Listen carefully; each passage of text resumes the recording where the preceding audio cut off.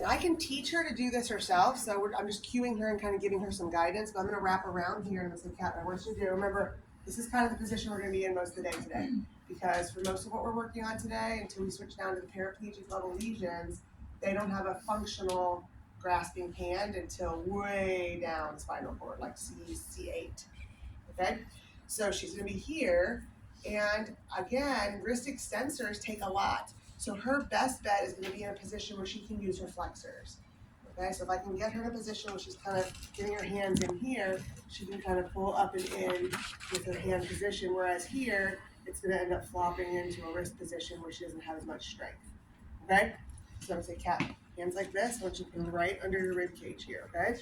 Then I'm going to come around here, and then what I want you to do, we're going to take a deep breath in, and then you're going to cough, and I'm going to help you pull in. Okay, ready? So just rest and take a breath. Okay, I take a deep breath in, and I want you to try to cough. Okay, so yeah, what you're going to do is with whatever strength you have, as you go to cough, you're going to pull up and in. Okay, and that's just creating that forced compression that the abs would do but aren't doing. All right. So that's one of the really, really good ones, because up and around, you don't want to have to go lie down and do postophrenic pressure or transfer to a chair to do the sitting throw. Head throw here can work okay. Kat, the other one you can try if it's just a little clear in your throat. Get your hands behind here, because remember, we don't want to fall forward and get stuck. And then again, it's a deep breath in, you just throw your head forward and cough. And then typically the body goes forward, but they kind of keep it down. Right, and so then she can pull herself back up. Okay?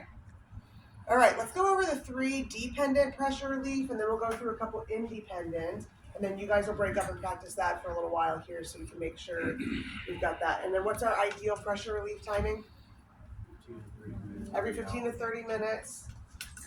1 minute. 1 minute every 15 to 30 minutes. Okay, so I think even in your notes here, it'll say 30 to 60 seconds every 30 minutes, because realistically, every 15 minutes is too hard to time your entire day for every 15 minutes.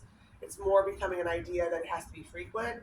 And so once they know how to do this, it's not setting a timer to do it. They just, as much as you guys fidget, they'll start to shift their weight and pull forward and shift and pull to kind of create that relief. It's just part of their changing positions. Okay?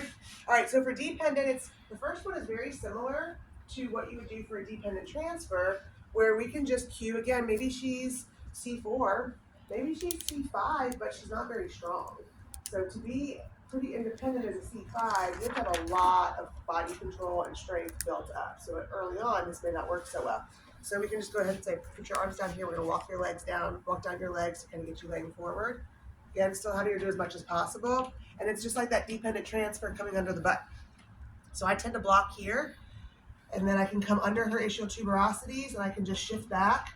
It's okay that the chair's lifting a little. Again, I'm just trying, and I like to grab under the ischial tuberosities, because as soon as I feel those lift a little, I know I've cleared it.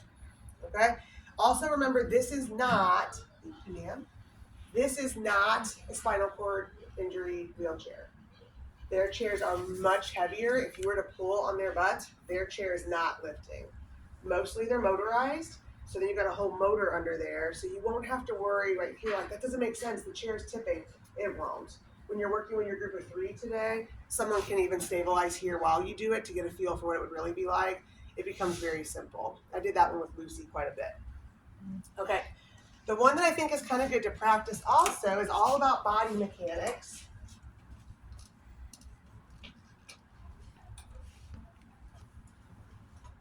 Okay, and what we're going to do is have her cross her arms.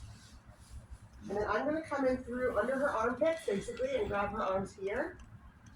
And then it's going to be a lift. But all I'm really going to do, my thigh is against her back. I'm just going to slide her back across my thigh. Okay, if I try to lift her, some of you guys will be able to do that. Stop relying on your strength. You will wear out. So use your mechanics. So what I'm going to do is hold her here. I'm just going to shift like this. Okay, so I'm going to come in here. I've got my thigh in her back. Okay, and then I'm just going to shift back. And I'm making an assumption now that her butt is up. If it's a heavier patient, you're not sure, have someone check while you're doing it. Say, hey, can you just check real quick?